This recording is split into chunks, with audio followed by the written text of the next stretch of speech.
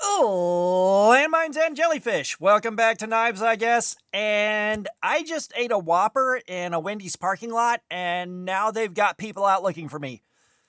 I don't have enough money to drive to Yuma, Arizona to hide, so I need to borrow like $5. No pressure. They're gonna break my kneecaps, but no pressure. But do me a favor and hit that like button, or there will be as yet to be determined consequences. And we just did a live stream and we went in on the HX Outdoors Rock Flourite. So, of course, let's take a look at what we're holding because it'll bother you if I don't. And you know I love you. So, first things first, and most importantly, the pocket clip is tip up, which is the Lord's carry. We got the titanium alloy scales, not a reversible pocket clip. We got the thumb hole and we got the flipper tabs. So let's flick the bean. 2.95 inches of D2 steel. Now that that's out of the way, HX Outdoors did send this to me to check out for you guys. I didn't pay for it out of pocket, so do with that what you will. And I did get an affiliate link for this, so you can get 10% off. There's a small kickback, but most importantly, you can get 10% off on this. And according to my testing, everything on the website will get 10% off. The discount code is Knives, I guess, in the checkout. But now that that's all out of the way, we did our live stream going in on this, and of course, the thing that raised an eyebrow or 8 was the advertised HRC at 56 on the D2. And of course, me personally, I prefer a higher HRC for better edge retention, but that's not always the right answer. If you're in a harder use environment or you're making some sketchy cuts that could chip D2 out, the lower HRC definitely comes into play there. It's definitely for a bit harder use of an environment as far as I can tell. And a lot of guys do like a slightly lower HRC for ease of sharpening. Now, this gave me some concern because most of the D2 we've been doing has been up towards 58 to 60 HRC. And we use the amount of time we spend cutting as our metric here. We have got this dialed in so that we can get very consistent, repeatable results. You know, with our normal D2, I can tell you pretty much to the minute how it's going to wear out, when the edge is going to let go, all that stuff. So we use cutting time. It's reliable. We've been getting good results and consistent results, but if it's not good enough for you, I understand. It's good enough for the girls I've gone out with. So that's all out of the way. We started with a 273 on the edge on the sharpness tester that I'll show you in a little bit here. I stropped it a little bit before we started. It didn't make a huge difference, but it cleaned the edge up a bit because it got some harder use than normal at work during the week of carry, and I wanted to give it a fair shot. So we started at 273. Not a terrible place. That's kind of in line with a lot of factory edges we've gotten from places. It was a much lower number before we started. We started around the 120s, if memory serves. It was a killer factory edge.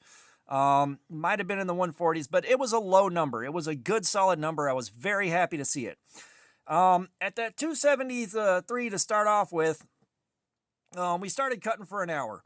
We started cutting for an hour, and I stopped and checked the edge after the hour. And we pulled a 529 in the belly around the tip here somewhere, and that number didn't seem quite right, so we tested it again and got a 465. We got a 432 farther back into the belly. That was a bit more believable. That was some fast edge wear, but again, lower HRC, kind of to be expected. Now, this is where it kind of stabilized and held on. So normally D2, when you get into the 400s like that, it'll stabilize and hold on for a couple hours before it finally finishes letting go. And we went for another hour. And at the belly towards the tip, we hit a 499. Getting farther back into the belly, we hit a 586 and then a 314 at the heel. So, you know, more believable numbers and a little bit faster edge wear than I would have expected out of D2, but again, lower HRC. You know, and on the video I did earlier, after carrying it for a week, I had said if I get 3 hours out of it, I'll be happy at 56 HRC. We hit that, we got to the third hour. We got to the third hour and the cut started looking terrible. As a matter of fact, here are the cuts we started getting on the cardboard at the end of that third hour. This is where we kind of stopped and called it, and I did my my edge retention check. I checked it on the scale, and we got a 625 at the tip going into the belly, and farther back into the belly, we got a 521. So that tells us the edge was devastated at the 3 hour mark. Like, it was letting go for a little while like D2 does, and just like D2 does, that last like 30 minutes or so, it really went downhill and just completely let go. So, you know, overall, the performance was about exactly what I expected for the HRC and the steel. right about exactly what I expected. It does not look like there was no false advertising in the HRC level. They gave you the solid truth about what that HRC was. I'm not unhappy here. Like, I'm happy with how it performed with that HRC. No complaints. Normally I prefer more edge retention, but, when I get something where they don't tell you the HRC and you're expecting it to keep up with the rest of the D2, yes, I do wind up disappointed. And I have complained about stuff, but, a 3-hour run on Cardboard Slayer for most of your budget steals is pretty good anyways. Normally D2 will do 4 hours at a higher HRC, but, I mean, that's still good. That's still good. That still beats a lot of other steals we've done, and the wear pattern, it was a consistent curve downwards. That's the best way to put it, is it started off and it went downhill at a pretty consistent rate. Like, some other steals we've had where the steel will like run okay and then run like crap and then plateau out and then drop and then plateau out and drop. And it's a really irregular wear pattern. Like, I hate working with those just because I don't like watching it wear irregularly. This wore out at a pretty consistent rate. Like, I'm happy with the rate that it wore out and how it wore out at that HRC level. Now, we sharpened it, and this is again where the lower HRC comes into play. This was significantly easier to get that first reprofile done on the bevel. We reprofiled this to 18 degrees per side. We got a wider bevel than came from the factory. Like, we got a nice edge on this, and it sharpened down to 108 where I tested on the tester. We're going to test it again real quick after I cut some paper up because I like doing that and you guys like seeing it. But, the spot we tested, we got a 108. That is a very, very low number. That is a very low number. It took a great edge. Really, really happy with the edge it took. And that was the fastest sharpening on D2 at that level of devastation that I have seen. Very, very enjoyable to sharpen. I didn't have to, it took nowhere near as long as it normally does to get this apex down to where you got the burr on it. It handled that really well, and it responded to this drop well. Everything about this went really, really well. And, of course, we went up to 3,000 grit on the Precision Adjust Professional, and we went down to 0.1 micron on our strops, and that was Lacey's diamond emulsion. I'm going to link off to that. I'm not getting paid for that, just supporting a friend of the channel and a small business. So if you want to find some diamond emulsion to step your stropping game up, that's where you want to go. But that is a nice, clean, low effort cut. And it's a small one, but come on. It's a small one, but that is a very easy curly Q. It's a small, tight one. I like seeing that. I'm starting to see more and more of it, and I'm getting the hang of doing that with some edges, but, an edge this fine definitely did that super easy. So, let's take a look at the edge sharpness tester, and how this thing works is it measures the number of grams of force it takes to cut through the wire on this calibrated test clip right here. The lower the number, the better.